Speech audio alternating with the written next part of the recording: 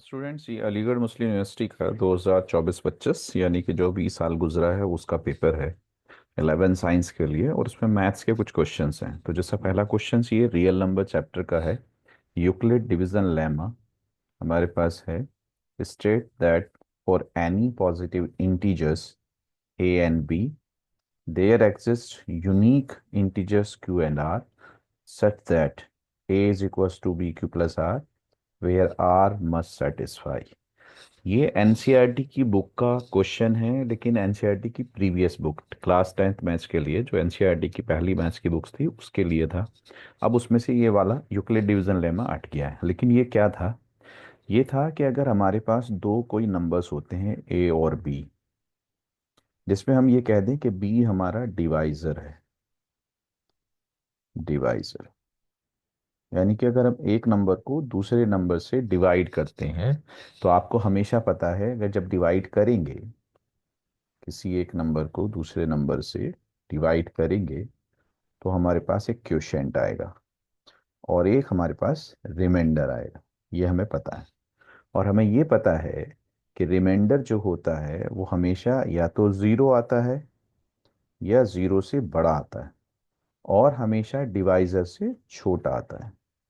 तो बस इतना ही रिलेशन ये इस क्वेश्चन में पूछना चाह रहा था कि आर हमारा क्या है।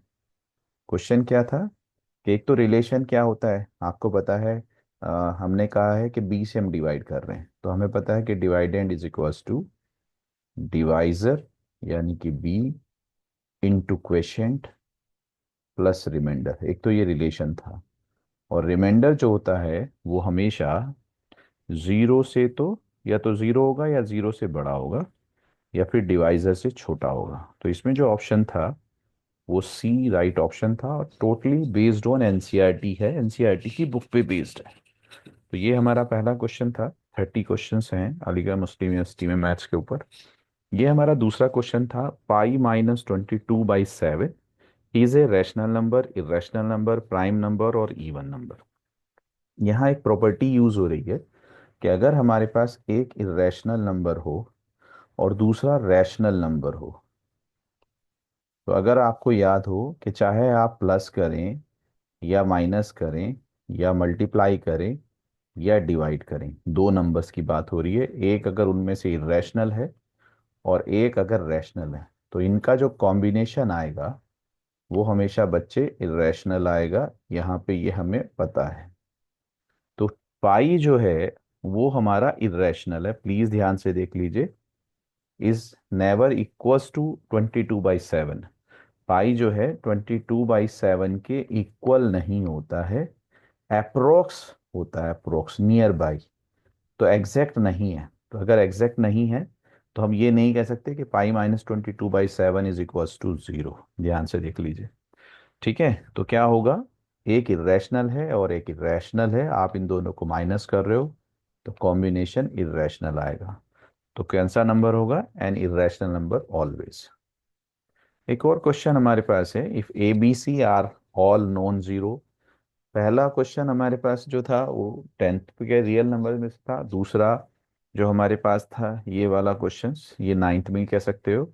और ये फैक्टराइजेशन पे बेस्ड है। क्वेश्चन नंबर क्लास 9th का चैप्टर 2।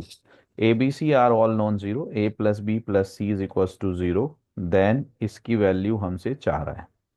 प्लीज ध्यान से देखिए। अगर मैं इसकी बात कर रहा हूँ कि sir A square upon B C plus B square upon C A plus C square upon A B. Exam में वो बच्चे ज़्यादा कामयाब होते हैं जो कैलकुलेशन दिमाग में ज़्यादा कर लें, पेन से कम करें। तो यहाँ का जो एलसीएम आएगा वो ए बी सी आएगा बेटे।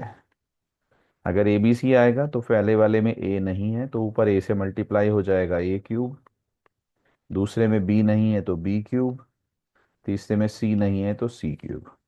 तो पहली चीज़ तो ये है कि इसका जो अगर हम सिंप्लीफाई करेंगे ये होगा। अब यहाँ एक फॉर्मूला है, a cube plus b cube plus c cube -3abc is equals to a plus B plus c a square plus b square plus C square minus a b minus b c minus c. अब हमें मालूम है कि a plus B plus c zero दिया हुआ है, तो अगर ये ब्रैकेट जीरो हो जाएगा तो इनटू दिस ब्रैकेट, तो ये टोटल ही जो है जीरो हो जाएगा। अगर ये जीरो हो जाएगा तो थ्री ए बी सी इधर आ जाता है। तो इसका मतलब ये है कि a cube plus b cube plus c cube is equals to three A B c. अगर ये थ्री ए बी सी है तो a cube b cube c cube की जगह थ्री ए बी सी यहाँ रख देंगे। तो अगर इसकी जगह थ्री ए बी सी रखेंगे तो three A B C upon A B C, तो ये थ्री वैल्यू आएगी। तो ऑप्शन होगा ये। तो इस तरह के क्वेश्चंस हैं छोटे छोटे से जो एग्जाम्स में आते हैं, अगर आप थोड़ी सी भी प्रैक्टिस करेंगे तो बहुत आसानी के साथ क्वेश्चंस कर लेंगे। ये हमारे पास एक छोटा सा एक्सपोनेंट पे भी इस क्वेश्चन है, if M and N are positive integer such that M की पावर एन इज 32। थोड़ी चीज़ें खुद भी सोचनी पड़ती हैं कि एम की पावर एन 32 कब होता है, जब टू की पावर 5 होता है। तो यहाँ से अगर आप कंपेयर करोगे तो एम इज इक्वल्स टू 2 आएगा और एन इज इक्वल्स टू 5 आएगा। हमसे कह रहा था कि वैल्यू बताओ एन की पावर एम एन। तो एन की पावर एम एन का मतलब है एन मेरे पास आया है 5, एम मेरे पास है 2, एन मेरे पास है 5, तो 5 टू द पावर 10। तो मेरा जो ऑप्शन है वो है डी, 5 टू द पावर 10। तो ये छोटे छोटे से क्वेश्चंस हैं, इस तरह से अगर आप देखेंगे तो आप सारे क्वेश्चन बहुत आसानी के साथ कर सकते हैं।